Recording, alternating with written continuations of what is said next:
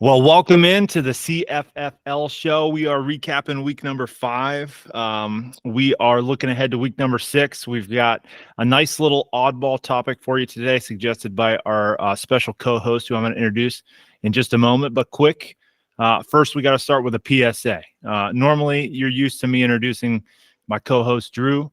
I think some of you know, if you're watching the shows, the 6 listeners that we have are aware that his wife just gave birth to twins couple of days ago. I think it was Wednesday morning, first thing, maybe Thursday.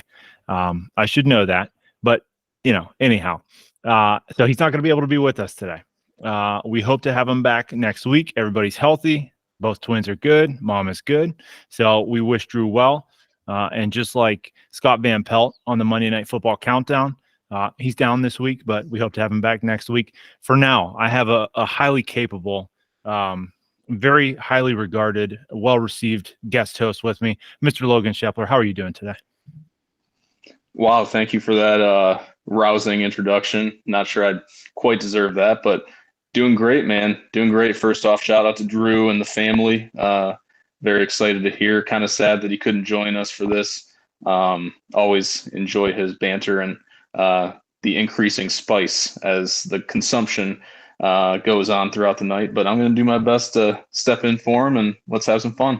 I like it. Now, speaking of consumption, I couldn't help but recognize the fact that you mentioned that. I think we're sponsored just by one company today. Logan, show the people who we're sponsored by. Yeah, so over here in Grandview, Ohio, we got the Old Forester 1897 Kentucky Straight Bourbon Whiskey. And Mike, what are you drinking? I didn't bring the bottle down with me this time because allegedly I had 2 glasses during recording last time. And for those 3 listeners who stayed toward the end of the show, they saw me maybe start to slur a word or 2, allegedly, and maybe forget a topic at one point in time as well. Body was also allegedly feeling it the following day. So I'm going to stick to 1 glass. Also, Old Forester. We appreciate the sponsorship, lack of dollars, but support. And, thank you so much for that. Just to clarify one thing, I'm not actually just drinking it out of the bottle. I also do have a glass here, and I think we're on to Cincinnati. Cincinnati. Now, the real test of co-host ship is, are you going to give us Nemo in the Matrix or a Cincinnati? I don't think there's any topping Nemo in the Matrix. That still makes me laugh. And yeah, I don't remember what it was last week, but there was a comparable term that Drew used. I can't promise that. I don't want to, I want it to be genuine if it does happen. Not going to try, but it's, Nemo in the Matrix will go down in history, I think. It's also going to be pretty awkward today when we do the his leg was here and now it's not gimmick, because obviously that's like a Drew-centric gimmick. So maybe we'll steer around that one for this one. I cannot pull it off. Okay, let's just see how it goes. We like to start it off with our picks update. Logan, you want to run us through the NFL picks, please, sir? Absolutely. As we stand right now, obviously Packers Raiders still going on. The Bushwhackers, I believe the only 0-4 team in the standings, crushing it this week. 9, relatively speaking, 9-4, leading by himself. Had some games that he was the only person to pick the correct winner. Chicago, Jacksonville. So shout out to him. I think he tried to go contrarian on a lot of these. Picked Carolina, picked Dallas last night. Ouch. And has Vegas tonight, which only a couple of us do. But he's 9-4 for the week. Got a lot of teams 8-5, 7-6. 69ers pulling up the rear at 5-8 this week. So overall standings, we still got Kirby Kings leading the way, 3 games up on the Bandits, and the Coyotes tied for second. Everyone's over 500, so we'll take that. Golden Taints again. They are 39-38, so it's still anyone's ball game.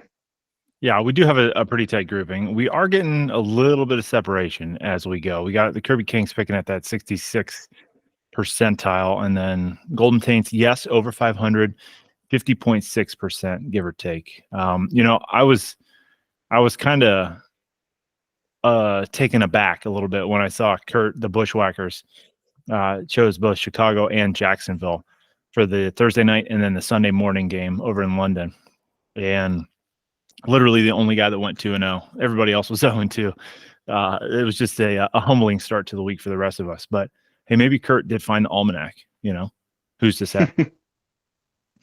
Yeah, he needed something to go right, and I think we'll get to some other stuff that went right for him this week. But yeah, he did. He did have a little something going right there. We will definitely get to that as well. Yeah, I'm proud. I said this once early. I think it was after week 2 or week 3. We got nobody that's quit on the picks. Nice job. Round of applause to everybody. Absolutely. Yeah. One of my hands is holding my phone, but hey, if I had 2 hands available, I'd be clapping with both of them. All right, in spirit, man. We appreciate that. You don't find this type of production just anywhere, by the way. Absolutely. Sponsored by Old Forester. Old Forester. Thank you again, Old Forester. Cheers to you. Cheers.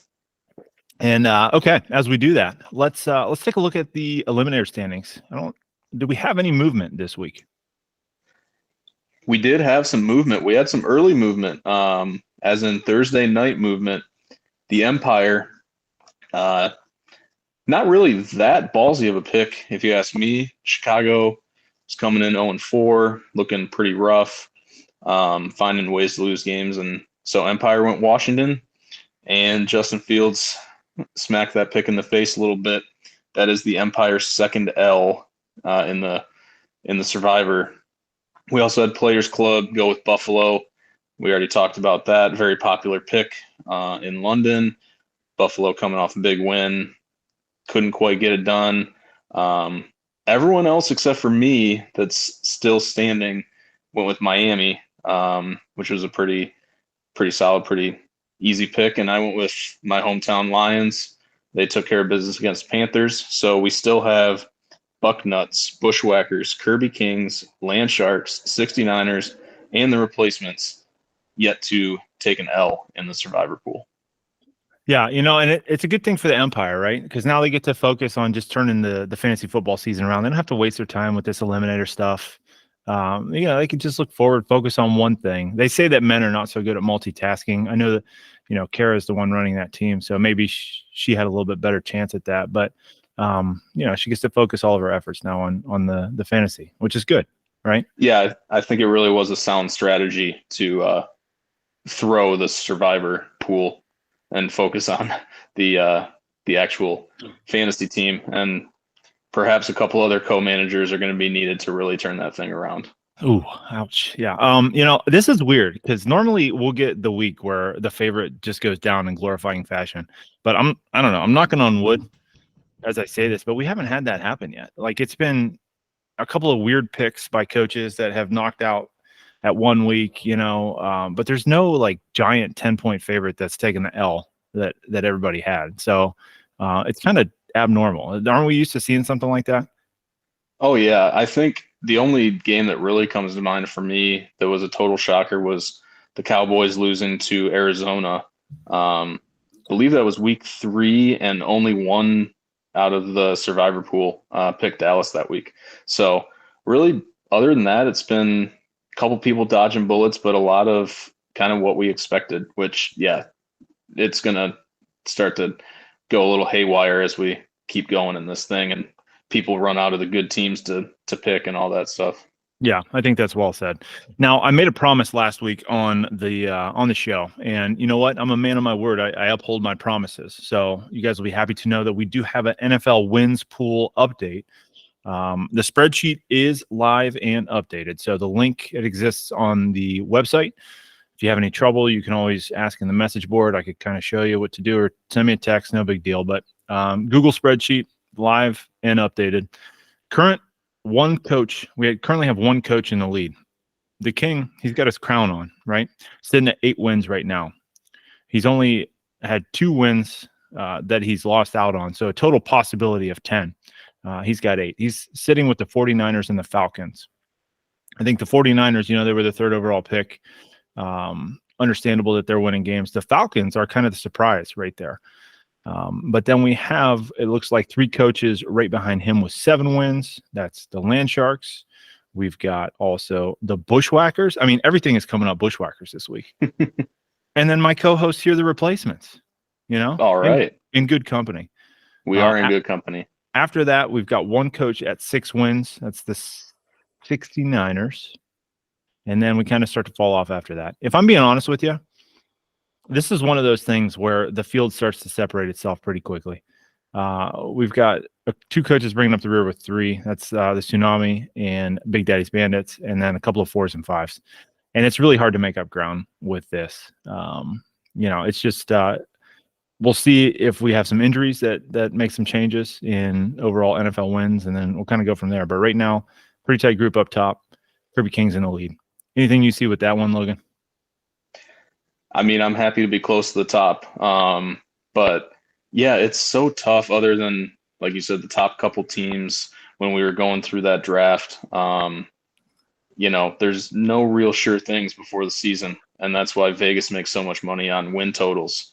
I mean, the Bengals, I don't have it in front of me. The Bengals had to be like a top 4 pick in that probably. The Bengals were number 5. Yeah. Number 5. Okay. I was close, but who saw that coming? And then some of these surprise teams. I mean, I was happy that my Lions fell back to me. They're looking pretty solid, but it's all a crapshoot at the beginning of the year. And yeah, having the 49ers as one of the 2 teams is looking really good for the Kirby Kings. Yeah, I think it's interesting because I'm looking at draft order, right? So we went opposite order of our fantasy football draft. Drew had the first pick. He's with 5 wins, and then I had the second pick. So the Eagles and the Titans, we've got 7 wins, and then the Kings are right after me with 8. You were the last pick, and then the Bushwhackers were number 8. So it's kind of a decent spread in there. I was really surprised that I had the Titans fall back to me, but we'll see if that actually plays out in a positive way or not. Ryan Tannehill, what can possibly go wrong? Nothing, man. You know what? I believe in Mike Vrabes, right? There you go. I'll dig it. All right, let's jump into this. Now, there's one game that's kind of still up in the air. It's Drew's game. I was kind of excited to dive into this one with him, but let's start there, Logan. Okay. Currently, the Kirby Kings are coming into the week at 1-3. Drew opposite as the 3-1 record coming in. Kirby Kings are up 47-37. All the Kings are done. They're in the barn. They're sipping their Old Forester, and they're just kind of watching to see what happens with Mr. Romeo Dubs. Although he might be trying to get the dub as part of the Green Bay Packers, right now he's got no catches. And I try to stay up to date on fantasy football. I think it's hard for a receiver to score points if he doesn't get catches. Logan, do you think that we have a possible Bucknuts upset in the 9th inning here, or is this one going to hold steady where it's at? Well, yeah, I would agree that it's good for wide receivers to catch the ball in order to score fantasy points. That's good analysis there. Not sure I can top that. Thank you. Basically, what plays into Drew's favor here is the Packers are losing. It's 10-3 as of press time right now. It's halftime. So the Packers aren't sitting on like a 24-3 lead or something. They're going to have to throw the ball. And, it's not like they have a bunch of great receiving options in front of them. So I think he'll at least get a couple catches in the second half. It's all about scoring that touchdown, though. I don't think Drew's going to get it done, but maybe he's got some good luck coming his way after the big week that he's had. I think, Drew is going to be really kicking himself that he traded Daniel Jones over to me. I think, I know that it was really hard for him to part with that quarterback, but Anthony Richardson is going out in the first quarter for the second time so far. In how many games has he played? Is this 4? I think he missed one. Yeah, 4 games. 1 point, it's really hard when you got this guy that has a possibility to explode, go for 25-30, no problem at all. And he's putting up a 1 or a goose egg in 2 games and then sitting out another. That really kind of nosedived, tanked. We'll go with tanked. Really kind of tanked his score. But Jordan Love on the bench sitting at halftime with 1 point, like you said, they should be throwing. He should have more points, but Max Crosby and the boys, are getting after him, not really giving him too many chances. He did have Breece Hall finally awake. I keep seeing the Undertaker meme where he's asleep in the coffin, and then all of a sudden he sits up and he's ready to go. That's Breece Hall this week, right? Kyron Williams, on the other hand, he looked over, sitting in the coffin right next to him, saw Breece Hall sit up, and he's like, you know what? You got it from here. I'm gonna take a rest. And then he went back 2 points, not so good. AJ Brown, a lot of catches, 127 yards, no touchdowns. Our friend Jason, fellow co-host of yours, likes to say that touchdowns are the things that matter in this league. I would happen to agree with him. And then, what do you, Logan? I got a question for you, man. The weak knees theory with Travis Kelce. Do you know what that is? Is there validity to that? What do you think we got here? The weak knees theory, as in he's a little nervous to perform in front of certain spectators, or maybe he's performed a lot prior to the game and doesn't have the stamina or the strength, to fulfill his duties on the field. I would counter by saying that Travis Kelce is a world-class athlete. I would have to imagine that he would need several hours of extracurricular activity before the game in order to really throw his game off too much. I mean, the guy went 10 for 67 and a touch, sprained his ankle also. So I don't know. Hey, I think he's balancing both sides of his world pretty well. I don't know how you can be disappointed with his performance so far. Performance on the field. Oh, okay. I didn't know, maybe you had the tapes. I'm not sure what was going on there, but I don't have inside sources to the performance elsewhere. Okay. Just in the podcast, that's the only source I would be able to pull for that. Okay. Now I know that Drew would be pissed that we're actually talking about Travis Kelce's girlfriend without talking about her. So let's just move forward, out of respect for him. Deal. He does have quite a bit of points on the bench, a lot of yards, not a ton of touchdowns, but Alexander Madison probably could have found a way into the starting lineup. 8 points. Jordan Addison, I feel like he catches a touchdown every week. 9 points. He's got options. I think the concernometer, trademark, patent pending, probably not too high. I know he's a confident guy as well. Probably good things ahead. I don't see the win coming this week. Raiders starting out the second half, throwing the ball. We'll see how things go. But what do you see on the Kings side? We're spending a lot of time on Drew's team. What do you see with the Kings? Yeah, I mean, we just miss having Drew here, so we got to spend some time on his team. Just to, put a bow on that, I will say the concernometer is probably tied directly to Anthony Richardson. Without Anthony Richardson, I'm not sure that team is going to be nearly as scary. Moving over to the Kirby Kings, Josh Allen is going to be the reason he wins when he does win. And George Pickens had a good game for him. Hopkins somehow got to 7 points without a touchdown. That's pretty impressive in this league. A ton of zeros on the bench is what I'm seeing. I think the Kirby Kings should be thanking Josh Allen for this win, running to the next week, because I don't know, it's a little scary until Saquon comes back, and Javante's hurt too. There's some reasons to be concerned here. So moving to 2-3 for him, he's got to be happy with that. Yeah, I think so as well. Did you see the post game in the locker room with the Jets? Robert Saleh handing the game ball to Nathaniel Hackett. Did you catch that? I did see that. Yeah. So he coaches, if you don't know, will oftentimes give out 1, maybe 2, maybe 3 game balls after the game. A lot of times they go to players. Sometimes they do go to coaches. Every once in a while, they go to the owner if it's a big win. Nathaniel Hackett was the head coach, Denver Broncos, last year. Sean Payton came, took his job, said, this is possibly the worst head coaching job I've ever seen, referring to the things that he had to clean up when he came in. Well, it just so happens that Nathaniel Hackett went and slapped Mr. Sean Payton around because the Denver defense just couldn't stop Brees Hall and the boys over there.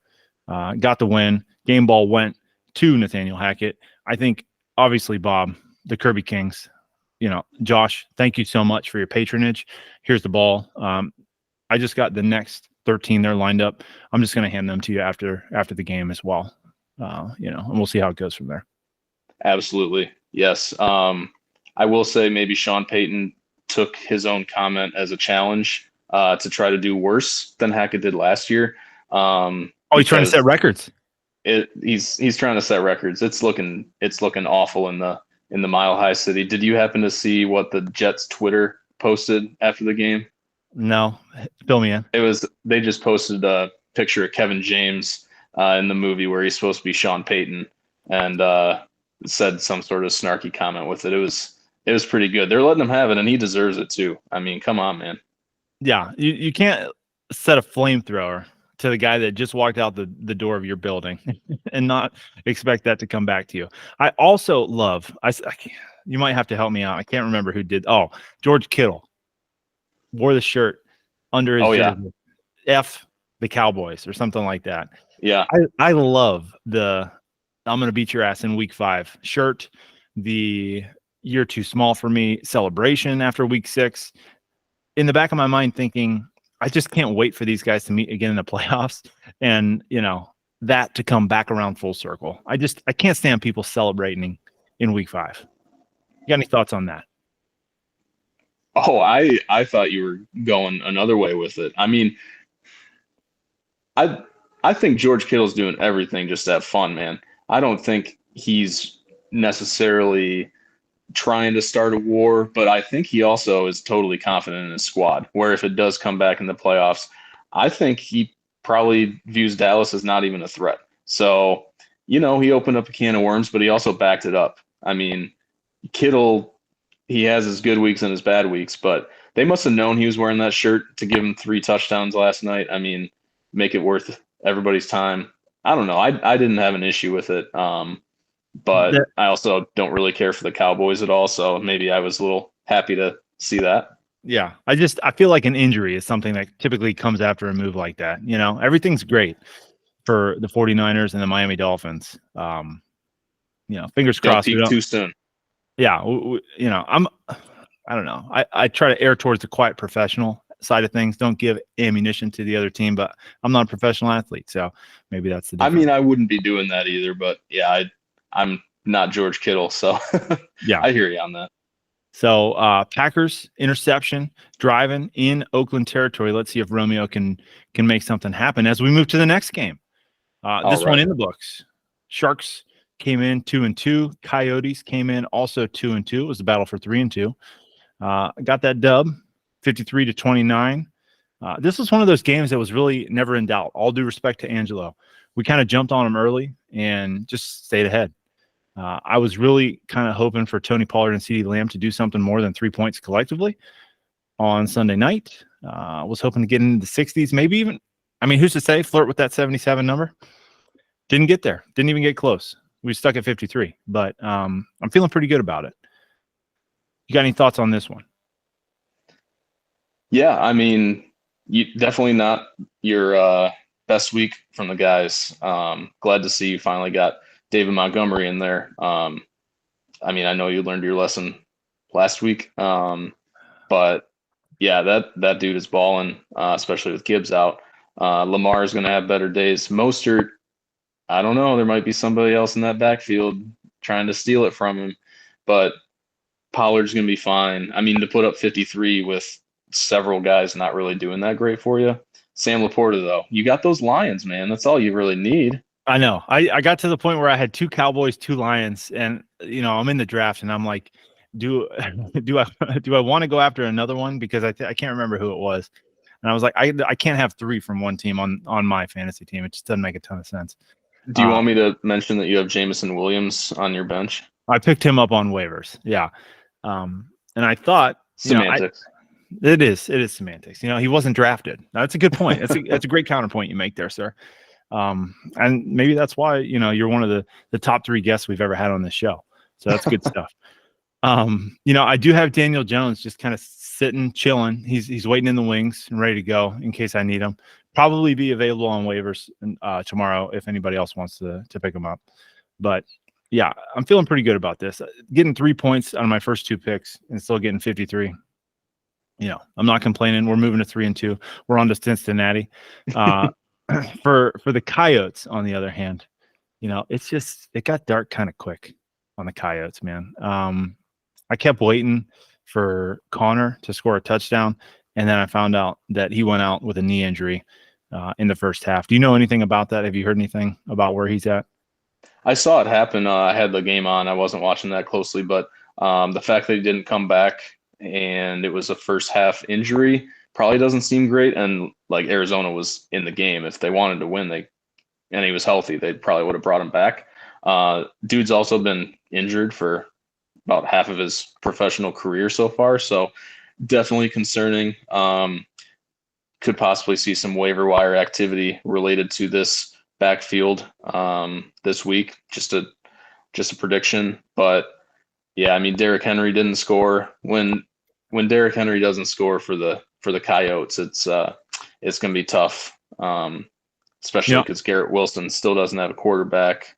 Devontae Smith hasn't really gotten going this year, so kind of surprising there. And yeah, I mean, Kyle Pitts on the bench. You do love to see that, but I was praying that he would play Kyle Pitts against me because I think you picked him up in waivers either this week or last. But dude had 7 catches, 87 yards, man. Maybe he's finally arriving. Maybe he's figuring this league out. What do you think? Signs of life. Figuring the league out. He needs to figure out his head coach would be my input on that, because I'm not buying this yet. I've bought this hype for the last 2 years. I can't get sucked in again. Yeah, no, I've categorically just denied. He's going to have to give me like a not a Travis Kelce season, but maybe like a George Kittle type season before I even consider drafting him anytime in the future. 2 things that are concerning. Obviously, the James Conner injury for Angelo and the Coyotes, but I saw a graphic that was showing snap percentages related to Derrick Henry and Tajay Spears. And how Henry is just kind of gradually decreasing. Well, it's Tajay Spears, I think that's right, is increasing proportionally. So it's not trending in the best direction for the King. He's one of those guys that you never want to bet against, but it's not looking so great right now. And then, I was worried, and I felt bad for Angelo because he was in that position where he's got both Aaron Jones and AJ Dillon, who I had last year, and it was the worst experience with regards to running backs because you never know who to play. The guy that you don't play is the one that scores all the touchdowns. The guy that you do play gets hurt. And he didn't know that Aaron Jones wasn't going to be in this game tonight. But AJ Dillon just ran in a touchdown, got 9 points. I mean, who knows? The Packer back, but left Angelo in a tough spot. Yeah, I'm with you. It's tough in that backfield. I think if Aaron Jones is healthy, he maybe gets that touchdown, but it's hard to figure them out, the usage with those two. I think AJ Dillon kind of sucks, but obviously he's having a good game tonight, so maybe I just don't know anything. Yeah, I think, I don't know. Who knows? Yeah, he was great coming out of college. Boston College, I think, is where he went. And dude was strong, quick, obviously tough to tackle, and I don't know. He's just been kind of plodding in the NFL, but who knows? Maybe with he's like a diet Derrick Henry. A diet Derrick Henry. I like that.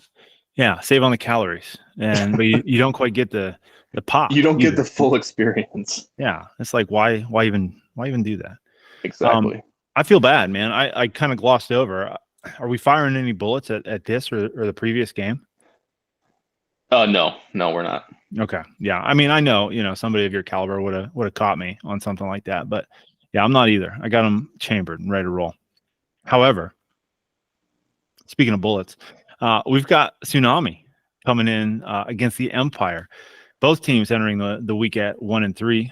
Tsunami's going to be leaving at 2-3. Empire leaving at 1-4. Kara was my coach of the week last week. Got that W. Got the monkey off her back. She can go ahead, and I think the monkey's got like one claw up over that left shoulder, and it's going for the claw over the right shoulder. Not quite there yet. But yeah, Tsunami's just blowing the doors off of this one. Currently at 63-28. Empire's done at 28. But Tsunami's got his Monday night bullet, as he likes to call him, in forms of Daniel Carlson kicking for the Las Vegas Raiders. Yeah, barn burner on this one. What'd you see with the Tsunami? Yeah, I mean, when ETN's doing what he did Sunday morning, that is, that's a sign that it's going to be a good week. He hasn't really done much this year, so it's what Pops was waiting on to see the ETN breakout game. I did not see it coming against Buffalo. The fact that it did is probably a good sign, and maybe this is Jacksonville turning the corner. That whole offense we've been waiting all year for them to get going, and maybe now it's wheels up for him, which is scary because I know your dad is gonna be bringing it every week, and if he's got ETN putting up numbers like this, it's gonna be tough to beat him. I gotta capitulate fully on this one because I said last week, I think, and I quote if I'm reading the transcript correctly, the ETN thing just isn't happening. Well, it turns out that I'm going to go ahead and eat those words because it did happen in the form of 22 points. And then Tyreek Hill is just, you never know. He could go for 10, which is like a casual kind of night, or he could go for 37, which I'm sure he could do easily. This time he puts up 15 points, and then obviously Patty Mahomes with 11. When you got guys scoring that, he's got a 2, a 0, and a 4 in 3 other guys. It's easy to win games, score points, and then he'll be so thrilled, man. He hasn't had, I think, a tight end point. He's had like one total tight end point in the last 2 or 3 years. 9 points. Dalton Schultz. Maybe he's found. Oh yeah, that's huge. Yeah, I mean that's exponential growth. I'm really concerned, Logan. Some of my material, this Europe theory it took a real hit. Like it's not dead, but it's in trouble. So he's still over there.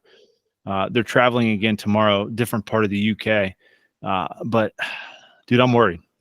He's got Trevor Lawrence, CJ Stroud, 2 good options on the bench just in case somebody goes down or he needs a bye week fill in. And he's got Matt Gay, who got 11 points. I'm sure we'll get to Justin Tucker here in a little while, but he's got bench points. Now, with regards to actual players, running backs, wide receivers, tight ends, that's where it gets a little concerning. Yeah, I would agree. It's very top heavy here. I mean, if he could start multiple quarterbacks, he would really be in business, right? He's got 3 of the top 15 guys probably. He's going to need ETN, Tyreek, those guys to keep putting up huge points because, I'll say the Miles Sanders thing isn't happening. Maybe the ETN thing happened this week, but the Miles Sanders thing is not going to happen.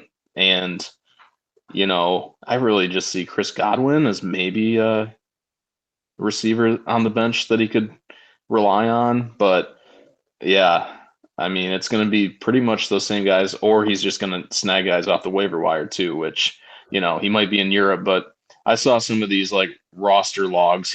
That dude's on the fantasy site like 12 times a day. So your mom's giving him some leeway. He's built up 35 years of leeway, maybe close to 40 at this point. But, even though, we talk about high quality opportunities when it comes to our running backs and receivers, right? We want our guys to get opportunities in the red zone, goal to go situations, big play options. You want high quality touches. Just because he's on the site, Logan, doesn't mean that he's actively on the site, that he's productively on the site, that he's really making, impacting positive change. You know what I'm saying?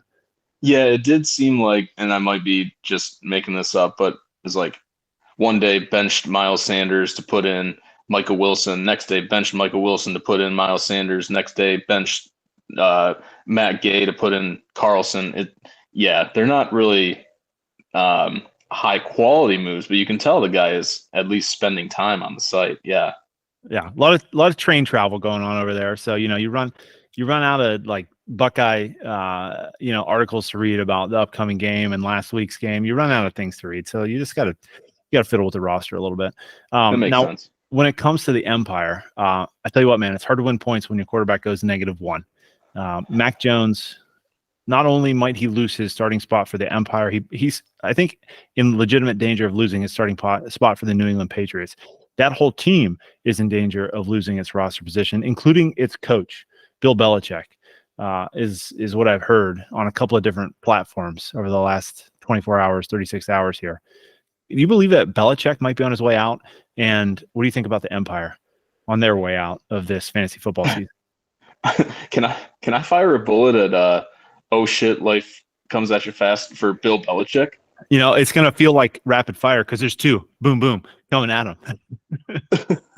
Because, man, yeah, I mean, all respect to the guy, as much as I hated his teams when they were winning every single year.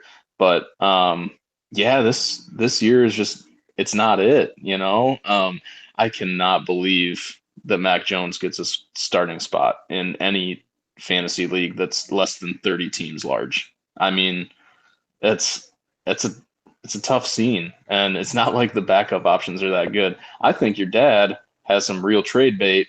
Any of his three quarterbacks are a monumental upgrade over any of the three that are on the Empire, and it's rough to see. Oh, let's fire up the trade machine. What do you see? Like, what is something that the Empire could give up to get one of these quarterbacks? Well, that's the $1 million question right there. I mean, Logan Thomas, your dad's looking for a consistent tight end. Logan Thomas, great first name, and been scoring a lot of touchdowns. Good analogy. Maybe like a CJ Stroud for Logan Thomas. Maybe if we're going big, why not do like a Patty Mahomes for Steph Diggs, Oh, man. I think, you know what? That is one of those rare situations that could really help both teams in a big way. Like, both of these teams could improve dramatically with a move like that. Obviously, the Empire would be taking a hit, losing maybe their best player, but Waddle, is coming on and scoring touchdowns. I don't want to see Steph Diggs on your dad's team. I actually would like to retract that. Okay, we can edit this out. Don't worry about it. Yeah, as I started to try and sell that, I'm like, damn, I wouldn't want to give Steph Diggs up for that. But no way. Maybe Waddle. Yeah, if your dad wants both Dolphins, just take control of the passing game there. It's not the worst offense to be attached to. Hey, I got 2 Lions and 2 Cowboys, and so far it's working out okay. There you go. Yeah. I'm seeing more signs of life. Obviously, we had 11 points from Steph Diggs for the Empire. Logan Thomas, like you said, 8. Waddle was 7. These are respectable numbers. We're missing that like difference maker position is the one thing that's really kind of holding her back. But it's not all zeros on the bench. We got Josh Reynolds with 9. Justice Hill had a good game for the Ravens before they just completely imploded. We can get to that later on. It's like Lamar, man. He'll have one of those games last week where he scores 25 points, and then this week it's like, what in the world are you doing? But then also I'm going to argue with myself here. Counterpoint to that, you see his receivers and tight ends just dropping passes left and right, man. Yeah, I mean, what can you do with that? I mean, I'm just getting upset, like thinking about it. These guys are professional athletes paid to catch the rock. And I feel like that's supposed to be his best set of weapons in his career. Yeah, he was gushing over these guys early in the season. Maybe it'll work out that way. Maybe it's just a one-off. But when you're playing your division rival, Pittsburgh Steelers, like you got to make plays. If you're not making plays, then good luck. I think Zay Flowers probably got caught wind that he was traded straight up for Daniel Jones in a fantasy league, and he's just boycotting the rest of the season. You think see, some people, it'd light a fire under their ass and they'd want to perform and show, like, how dare you trade me for Daniel Jones? But like at this point, maybe they're both droppable, It's like, who's to say? Yeah. Daniel Jones would probably be the Empire's best quarterback. Just saying. Oh, maybe my people will reach out to their people. There you go. Maybe Jalen Waddle is somebody I could look into. Hey, Kara, hit me up. I'll talk to you later. Speaking of bullets, Logan, you got anything to unleash on this one? No, I think I'm going to save him. I respect that. I came close to firing a bullet just at the tsunami for the big COW, Coach Oda Week. But I'm gonna keep it in the chamber. He's shut me up for this week. Let's see what he does next week. I think in most normal weeks that would be a good selection, but I don't see it that there's any other option than the one that I'm going to pick this week. Understood. Yeah. I got to ask you a question before we get into that really in depth. Are you concerned, Logan, about next week? No, we're on to Cincinnati. Okay, because I think it was you who said, you're worried about a curse, a show curse. The guest who's gracious enough to spend their time come on the show with us, put their mug out there. I think you guys are like 0-3 in the week following. So maybe there's I don't know, it's not the weak knees theory. We'll have to come up with whatever the theory is here. But Players Club currently down 47 to 88 points. Now the club does have 3 guys going right now, but it's not looking so great. I mean, 88 points. It's not a league record, but the 0-4 Bushwhackers just smacking a fool with 88 points. I said on the message board after Thursday, this could be the week. 79-0 Bushwhackers. Nobody responded, but he responded with his play. I mean, what in the world? For a while there, it was looking like 79-0 was going to undersell it. Honestly, DJ Moore going off for 32 on Thursday. 32 in this league, no less. Like 32 in any standard scoring league is insane from a receiver. So that was crazy. The fact that DeAndre Swift and Bijan Robinson, 2 of his best players, didn't even really do anything here. This was a It took long a time 0. coming. Took one guy at 0 as well. Yeah. I mean, right. I was just going to gloss over the fact that Juwan Johnson's on any fantasy team. I thought he was going to be a sleeper this year, and he hasn't been. He's still sleeping, actually. But he is asleep. yes. But even with that, the 88, that's insane. Still starting Zach Moss, even with the Jonathan Taylor stuff. I don't know if that was actually on purpose or he just forgot to take him out, but it really worked out. So yeah, props to him, man. 1-4. Yeah. Inversely, we saw the club going with Jonathan Taylor, like I did in the leagues that I was, smart or foolish enough to draft him. 6 carries, 18 yards, 1 reception, maybe that was it. 1 reception, 16 yards. Jonathan, what the hell's going on? I didn't watch that game. Did you watch that game? I did not. I mean, I assume they were just gonna kind of ease him back in, but I expected more than what he got. Maybe Zach Moss just ripped off a couple big plays and they decided to stick with him, but that's gonna level out in the next couple weeks. I think Players Club will be fine. Yeah, I think so too. Obviously, Players Club going to 3-2. Nothing to be ashamed about. 3-2 is a good number to be at after week 5. I don't know about that. Well, it's better than 1-4, where the Bushwhackers are currently going to be sitting. Oh yeah, that's a good point. It's all relative here, but the curse for this case was real. I know Jason's going to be kicking himself. 11 points with Adam Thielen on the bench. We could have saw that coming, right? I mean, yeah. All jokes aside, that dude has been putting up points this year, right? He's not dead. Yeah, that's been actually one of the biggest surprises for me is how good he's been. And Carolina's offense is not good. He's been carrying them, and he's like, he's getting up close to our age, Mike. I know. The great news. I feel washed up personally, but I know you're still in your prime, but.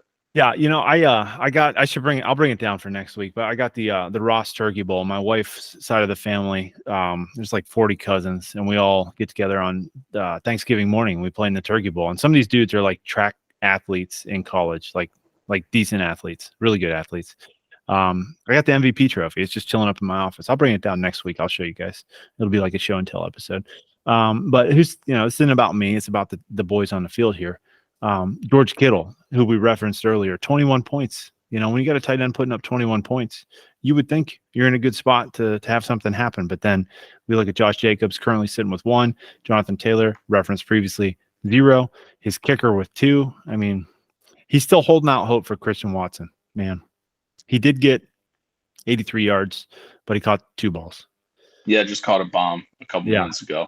It was funny last night watching Kittle go off.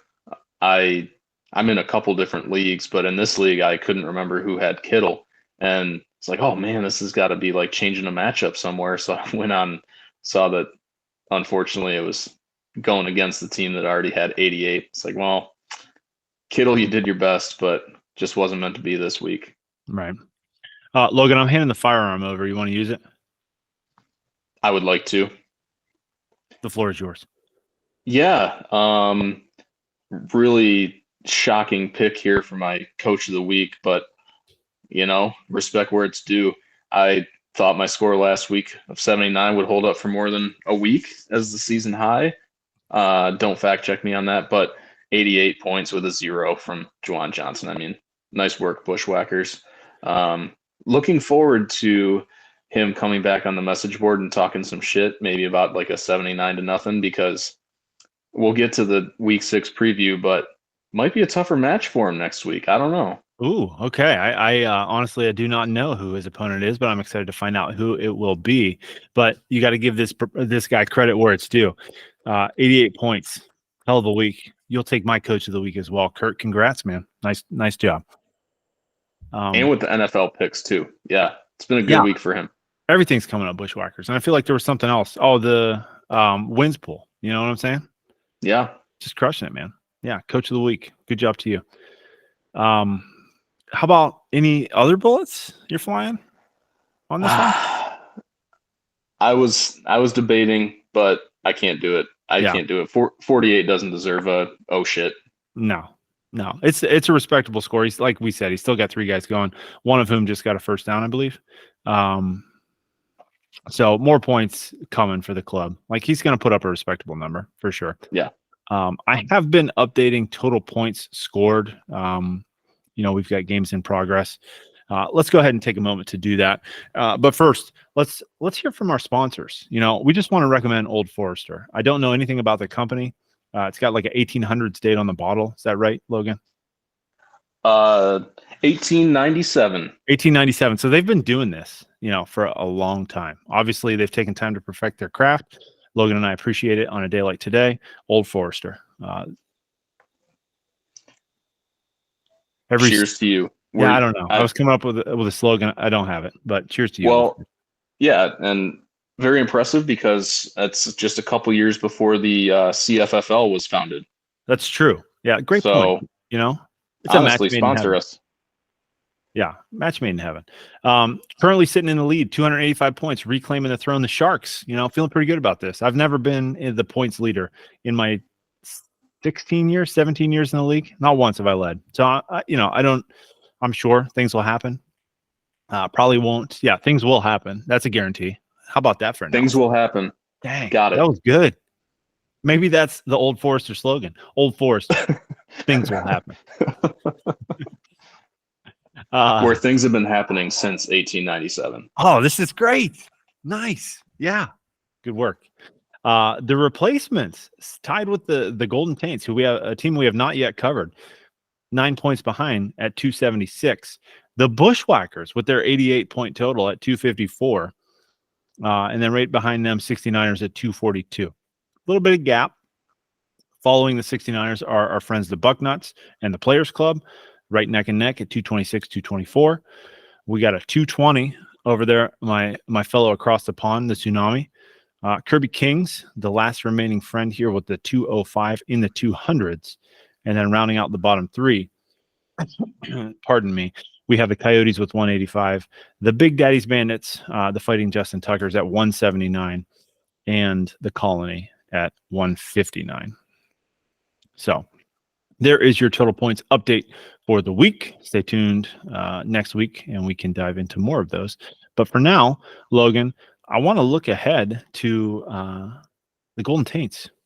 Came into the week at 3-1, facing off against the Big Daddy's Bandits, who came into the week at 1-3. Telling you, the Fighting Justin Tuckers did it again, man. 59-39, took home that dub. Not quite led by Justin Tucker, but they're showing signs of life. Might we have to retract previous content? Oh, well, I would say in spite of Justin Tucker. Once again, Harrison Butker, not to be confused with Justin Tucker, outscoring his fellow kicker despite being on the bench. Yet again, when you have that draft capital as a kicker, as a second-round pick, you're just not going to get benched. And, it's unfortunate. You want to see performance-based matchup decisions, and we're just not seeing it here. Justin Tucker's obviously a Hall of Famer, but I mean, come Not on, this man. year. Yeah, not this year. Luckily for the Bandits, there the Bandits, first of all, kind of a big game hunter, right? This you just read off his point total this year. It's not very good, but his 2 wins against the Golden Taints and against yours truly. So he brings it when it matters, I guess. He'll jump up and bite you. Yeah, yeah, unfortunately. The Burrow Chase stack, I mean, it was going to be tough to lose that this week with those two going. And then Kamara scoring a touchdown. There was some concern on the other side, but 59 points. I mean, he would have beat me this week. So respect. Yeah. Respect definitely earned, respect definitely given from me as well. But I think, Logan, maybe we need to fire up that trade machine one more time. He does have that draft capital invested in Justin Tucker, but I think for the good of the team, they're not out of it right now. Maybe they need to consider offloading Justin Tucker and recouping a prize to put in place of Clyde Edwards-Helaire, who scored a big 0 on the week. What do you think about that? I mean, you identified the weakness in the lineup, but I think Jerome Ford on the bye, he'll usually occupy that spot when the Browns are playing. I would love to see a kicker trade. I'm trying to do the permutations in my head, figure out what Justin Tucker's approximate value would be in return, and I'm coming up with about the equivalent of Daniel Dalvin Jones, Cook, who he already has. Daniel Jones, that would be a banger. I'm if interested. Daniel Jones got traded again for Justin Tucker. Yeah, I mean, who says no first in that one? Oh, Maybe he needs to go the other way and trade Harrison Butker so that there's no more confusion. Like the dudes aren't looking at each other in the locker room like who's getting the start this week. It'll just be understood at that point. that's actually a very good idea, and Bucker's trade value would be higher. He could probably get something closer to a Zach Charbonnet, perhaps. Which would be interesting. Somebody he could play. Yeah, and I mean, if he's cool with 0 points most weeks, then that would make a lot of sense for him. True. Yeah. Yeah. But there's the threat of, hey, maybe he'll fall in the end zone here. Who knows? Exactly. Now we got to transition to the Taints, man. And I can't tell you that I'm not smiling because I'm smiling. The Taints coming out of my division at 3-0 have taken the last 2 L's in a row. I think one previously at your hands, if I'm not mistaken. Correct. And then this one at the hands of the Big Daddy's Bandits. 39 points, not getting it done, moving to 3-2. Trouble in Golden Taintville, Logan? Oh yeah. Yeah, we got trouble. I mean, we're just going to start at the top. I don't know what's going to come of it, but Justin Jefferson injured, and the reports have not been, oh, he's day to day. It's we need to wait and see. And I read something about he's very competitive, and we need to save him from himself. It doesn't sound like a minor injury to me. So this team without Justin Jefferson, I know it's the guy doesn't score touchdowns like some other guys do, but that's the top. That's this guy here, what was that? Pick number 2, I think. Yeah, I might have passed on him at number 1. But without him, this squad looks a whole lot less daunting, I will say. Amon-Ra also hurt, that's another one of his guys. Yeah, he's still got depth, but it's not as promising as it was entering the week. Yeah, I remember playing against them week 1. I lost by 1 point, and I'm like, man, this squad is tough, but it is a completely different team right now compared to what it looked like then. Drew is going to be upset, man, because he predicted a major injury for this team, but he chose the wrong guy. He said Tua was good for, I think, 4 or 5 weeks, and then he'd be done.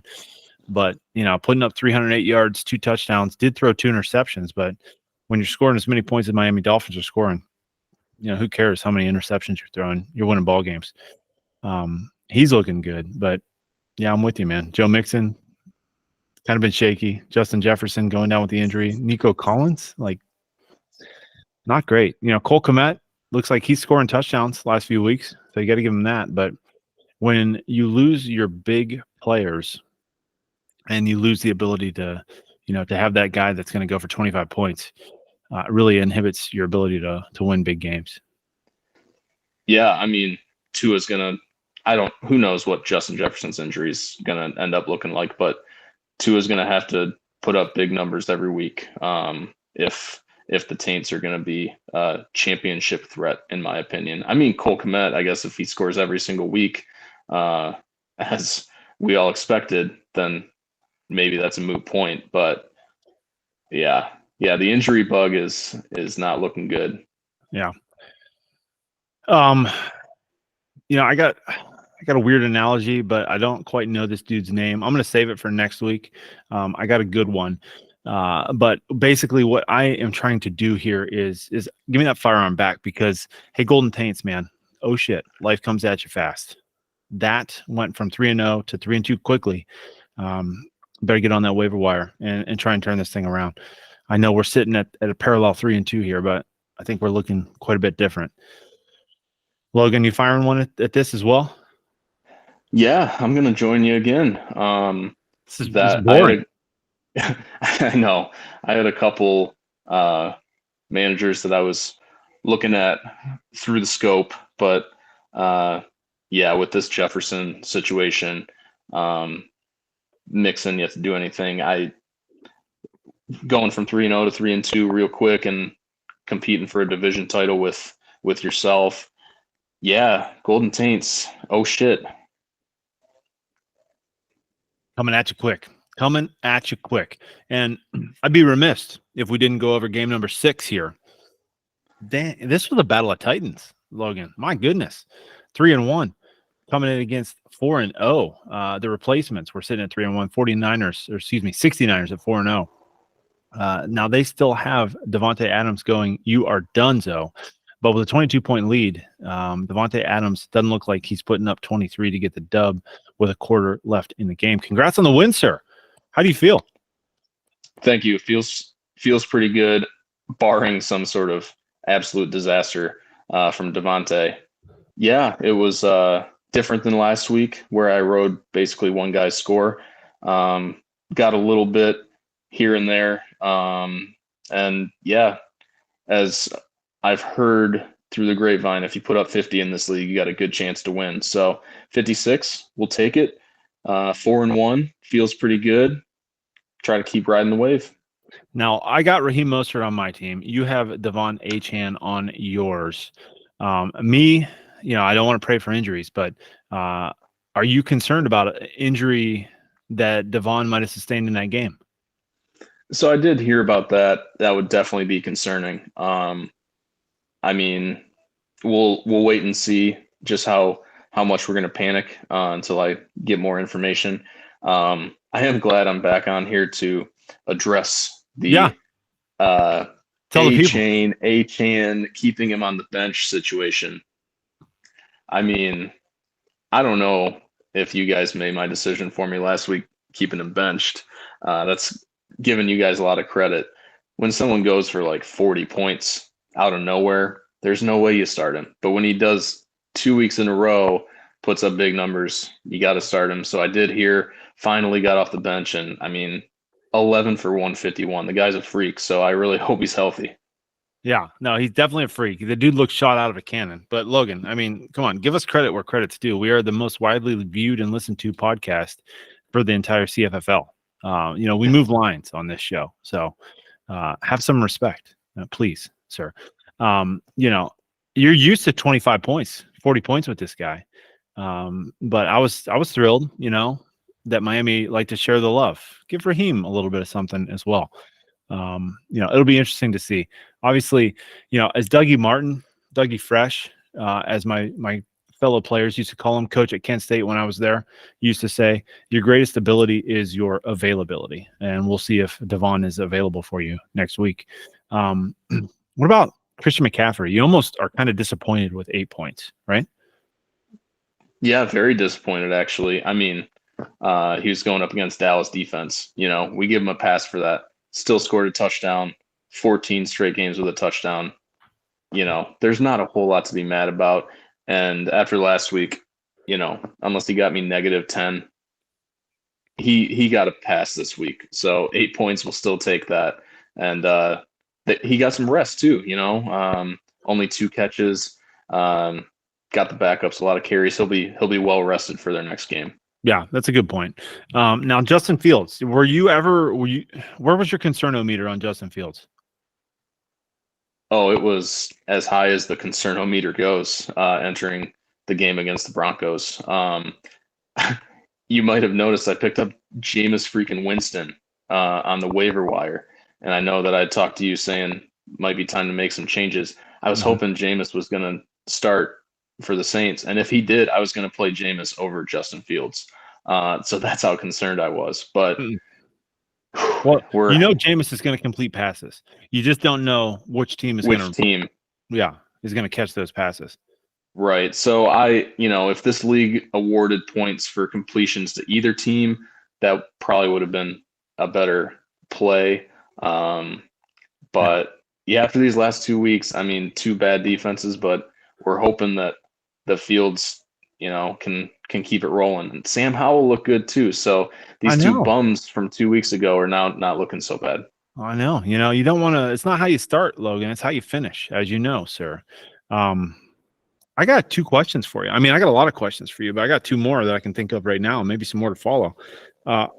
You only got 7 roster spots. So who are you going to take out of the lineup for Calvin Ridley and Jaleel McLaughlin? Sarah McLaughlin's younger brother. Yeah, and Mike Evans is going to be off a bye. Right. So what are we doing? I have to say, Chris Olave, sorry to the Buckeye fans out there, he's been disappointing the last couple weeks, man. 1 catch for 4 yards last week. Lucky he scored this week. 2 catches for 12, though. That's not going to get it done. He's probably going to see the bench. We'll see about Achane, see if he's actually good to go. But unfortunately, if he's not, then I guess I have other options. That McLaughlin kid is pretty good, but I'm not quite sure I trust him enough to start him yet. Yeah, Denver, their defense is terrible, but it means that they're going to be throwing and trying to play catch up. So he's been good. I've heard that they like him a lot. I heard that Sean Payton, I don't even know if this is worth anything at this point because it sounds like maybe he's terrible now, but he considers him like his Darren Sproles. Yeah. Alvin Kamara. Yeah. Apparently we read the same stuff. Well, probably. Yeah. I know we do have some crossover in our sources for sure. Mm-hmm. Yeah. That's what I mean. We talk to the same people, not read. What am I talking about? We're plugged in. Mostly the Old Forester reps. Yeah. It's great to have connections. Thanks again, Old Forester. I don't want you to fill this class up because, as we've explained previously, 2 can be dangerous, but 1 is just right. Sorry to cut you off. Congrats. Moving to 4-1. Definitely a great place to start. 69ers will join you at 4-1. Are you worried about him? I'm not. I'm going to answer previous to you. I'm not worried. Are you concerned about his future? No, I really caught him on a good week because I don't know if he's a Seahawks fan or he just likes them for fantasy, but he had Kenneth Walker, DK Metcalf, and their kicker and Geno Smith all on a bye. Damn. So, yeah, Seahawks are probably going to be good for fantasy most weeks, and he'll have those guys. He's got Dallas Goedert showing signs of life. And yeah, Devontae Adams, Brian Robinson has been good all year except for this past week. So I'm not really concerned. It's a solid team, but there's a lot of competition up at the top. So can't be affording too many weeks like this. He's got Dallas Goedert on the bench who put up 11 points, 8 catches, 117 yards. He had TJ Hawkinson in favor of him, which is not a terrible play. You would expect TJ to pop up for good weeks as well. Goddard's been terrible all year except for this game, so I really can't fault him for that. Yeah, the sources that I have that you might have as well were telling me that squeaky wheel game was in full effect for Dallas. Yep. I'd have been interested in that one if I were Chris and the 69ers, but who are we to manage somebody else's team? Drew would be pissed if I didn't mention also that he had Nick Chubb on a bye. So, at the prospect of maybe getting him back into the future, who knows? That might be able to help his team out next year. Yeah, I mean, really the tough break is that Nick Chubb has a bye week every week the rest of the year. It So he'll just, be I think it well might have been rested. a scheduling glitch. Okay. Nemo in the Matrix didn't quite work out with Nick Chubb's schedule, but it's a good hold in a non-keeper league for sure. Yeah, for sure. Well, man, recaps. Bullets were fired, games were won, games were lost. It's interesting. We got nobody left at 5-0. And we got nobody left at 0-5. So nobody's technically out of it. We got a couple of groups up at the top. We got a couple of guys not maybe starting out or faring so well, and ladies. Let's not discriminate. But I'm really interested to see how this thing's going to play out over the next couple of weeks here. So was definitely excited for the Niners to get the L and the Bushwhackers to get the win. Miami Dolphins are popping bottles, which is exciting. Logan, what do you say we look ahead to next week? You were hinting about a matchup for the Bushwhackers. Why don't you jump us off? What do we got? Sure thing. Yeah, the Bushwhackers improving to 1-4. They get to go up against the Gauntlet, which is, of course, the replacements. Ooh. Yeah, I mean, I have to say, not a big fan of this momentum he's going to be riding. I Coach of don't the think week? DJ Moore will put up 32 again. Yeah, coach of the week. Yeah.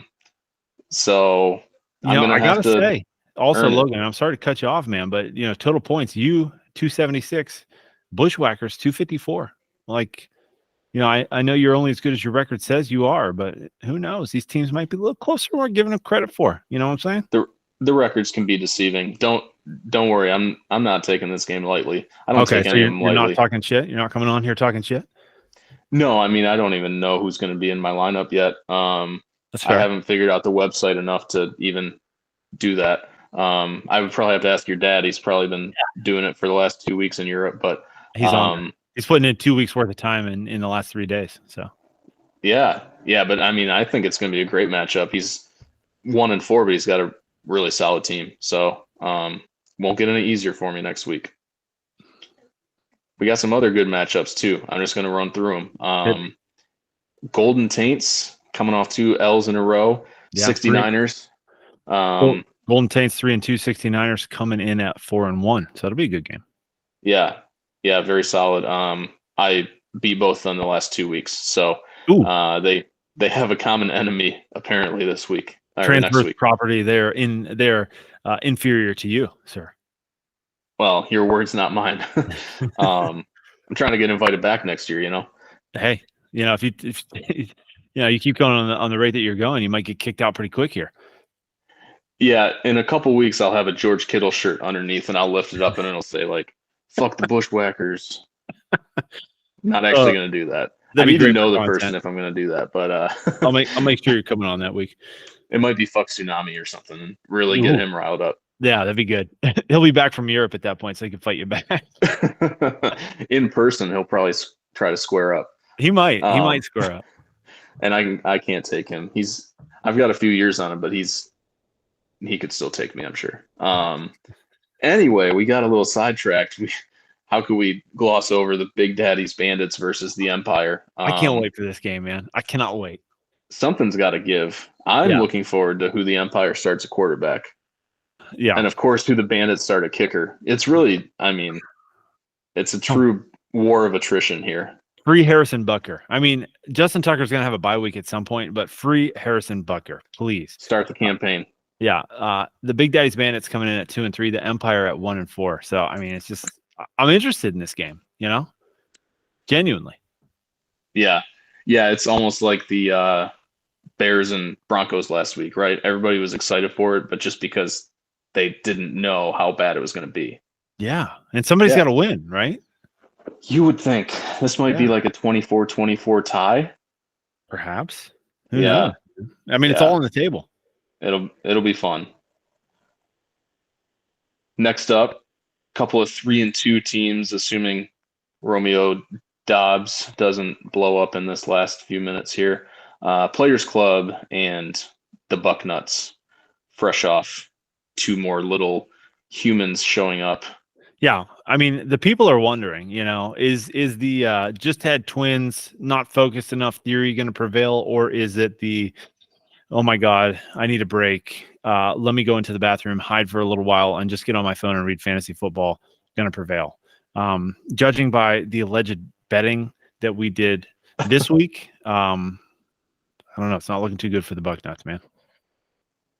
But interesting. I was thinking he might have some post baby swag going, but I think I said at the intro that all are healthy and all is good. We had a little Nick U situation with one of the boys.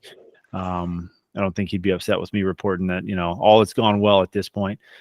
Probably a little bit stressful, I would imagine. Just a no lot doubt. just a lot of moving parts, man. He's got 3 at home with the grandparents, which God love grandparents, but that can get stressful after a while. I think they were 3 days total with the GPs. And then twins, man. It's like I don't even know how to comprehend that. He's just got a lot of shit going on right now.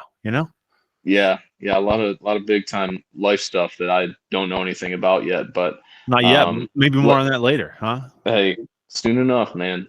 God willing. But let's hope for Drew's sake that he can find some time to focus on who's going to take Anthony Richardson's spot in that lineup and get him back in the W column. Ooh, maybe he'll want Daniel Jones back. Oh, that I would sign off on that for sure. Interesting. Okay. I'll send my boy a text after this record. Sorry to interrupt, but Daniel Jones? Yeah, right. I know Noah's in the NICU, but hey, what do you think about DJ taking him back? Mike, lose my number. Yeah, seriously. But tell me about Mr. Europe going up against the Coyotes. What do we see there? Oh yeah. So this will be a couple 2 and 3 teams.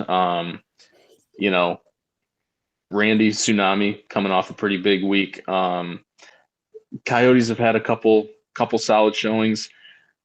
I think this is the week your dad gets back to 500, and then he's really rolling and probably coming back stateside soon after that, which might actually throw off his game. We shall see. Your Europe theory is going to be tested one way or another, I think. I know. I mean, obviously, I root for him to win games. He is in my division, so I have to say that. But do I mean it? I mean, yes, kind of. But yeah, I want my theory to prevail as well. It's just there's a lot of emotions right now with this team, so I just don't know what more to say about it, to be honest with you. Also, a lot of moving parts. Much like what Drew's going through. What you're going through, that's a lot of moving parts too. It is, and just solidarity for me, what about me? I'm an misery loves company. That's right. Like time zones though, right? When he gets over there, he's got to get acclimated. When he comes back, he's going to have to get acclimated too. We'll see if that plays a role. Who knows? True. Yeah. He's been doing this for a while. This ain't no hobby. That's true. Yeah. That's a good point. Who am I? Finally, last matchup of the week. Save the highest point total for last. Kirby Kings, a manager I know well from the Border War days, always a thorn in the side, going up against the Land Sharks, the top point scorer thus far. You Land Sharks 3-2. Kirby Kings will be 2-3 if that matchup holds. So. No. I don't have the records in front of me, but the Kirby Kings have been a thorn in my side, I think, in pretty much every league that I've played against him, dating back since ancient times, back when Old Forester started in 1897. Shout out to Old Forester. Thank you again. But yeah, I'm concerned about Josh Allen. I'm not gonna lie to you. So I don't know. I'll save my talking for the field, but yeah, I don't know. I'm always worried about the Kings. Yeah, I'm trying to pull up real quick who Buffalo has next week. That's a good question that I'm interested in as well. Let me see here. Oh, they go. Oh, buddy. Not good. It's the matchup of, honestly, 2 MVP candidates. Josh Allen at home, Sunday Night Football, facing off against Daniel Jones. Oh, man. The Kingmaker, New York Giants defense. Ouch. Oh, It's not good. yeah, that's So just pencil in 30 for Josh Allen. Let's see if we can make up the difference. yeah, and that's going to be a late one too. So you're going to have like a 40+ point lead to feel comfortable, probably. Yeah, maybe Lamar can put a 0 behind his score and score 40 instead of 4 this week. Who knows? Oh my goodness. That would be a good idea. Yeah, but for now we're just celebrating the win. Moving to 3-2, we're happy to do it. All right, that's a solid recap. Logan, we try to do an oddball topic every week. I was kind of excited to see what Drew had to say about this one, but you threw out a great suggestion. What do you got for us this week? Yeah, so in honor of obviously the big life event that Drew is going through and has been going through the last few days, I said, what are your favorite twins? Mm-hmm. Yeah, and I did some soul searching because at first I was like, damn, that's a good question. I like that a lot. I'm going to have some good options. And then I didn't have a ton of options. But I do have 2 that jumped out to me. Now I cannot answer Mary-Kate and Ashley, which is my wife's suggestion. I just can't do that out of good conscience. But what I can do is say Tiki and Rondé, when it comes to sports. That's solid. I didn't even think of them. Okay. Yeah. I mean, 2 NFL players, both, as far as I remember, like really good careers, productive, solid, seemed like good guys off the field. I think they both had media careers, short-lived afterwards. But for my Zag pick, if I was going to go in a different direction, Kirby Puckett. Man, yeah, that's actually kind of the route that I was determining if I wanted to go that way. Okay. Yeah, Kirby Puck, and that's why I kind of enjoyed the topic, right? Because you could take it a couple different ways. Right. I like that as well. Yeah, Kirby Puckett was a little before my time, but you got to respect the guy. Hell of a baseball player. It is funny that you brought up Mary-Kate and Ashley because I grew up with a younger sister, Oh, that's true.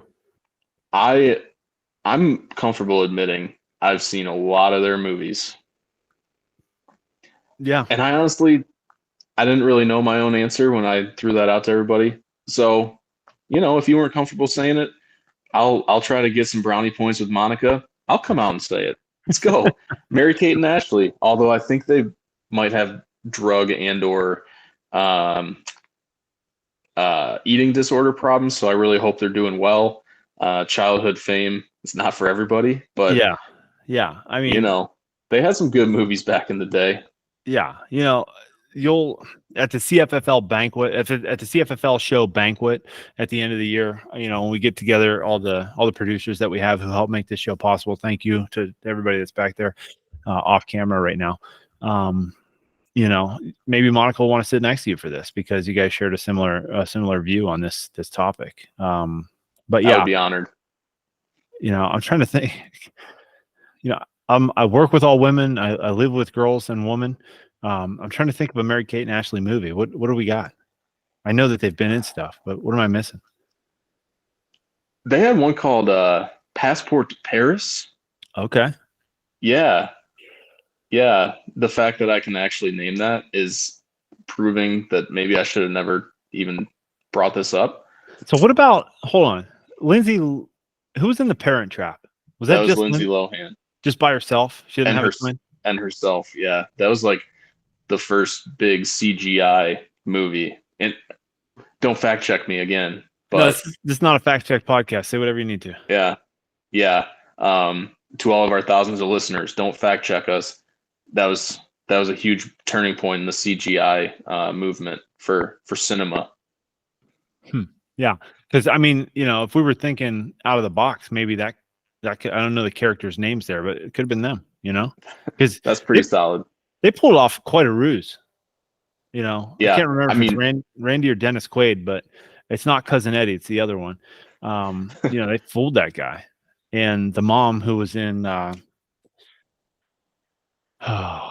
the Christmas movie, Love Actually, the mom who was in Love Actually and Randy or Dennis Quaid, not Cousin Eddie. They just pulled one over, fastball right down the plate. So I was going to say they also pulled a fast one because you didn't even know that it was just Lindsay Lohan. Right. Yeah. You were today years old when you realized that. So Look at me. maybe that's the right answer. I like It's that. what time is it? It's 10:54 as we're recording. I learned my thing for the day. That's all I need. All right, man. I think we're good. We good? Beautiful. Yeah, you laughed, you cried, you learned something. That's right. Had some Old Forester and only one glass, most importantly. I know. So I'm gonna feel decent tomorrow. For my buddy Drew, our buddy Drew, I think most of the listeners will miss him. Although hopefully we did an admirable job in his stead. Hope everything's going well. I did get a follow-up text, said that yes, all is good. Just hard to get 2 infants and 3 other boys on the sleeping schedule at the same time in week 0, which it's understandable. Seems reasonable. Yeah, well, let's see if we can get the big fella back next week. But until then, for Logan, for Mike, we're signing off CFFL show. We will see you next week to recap week number 6.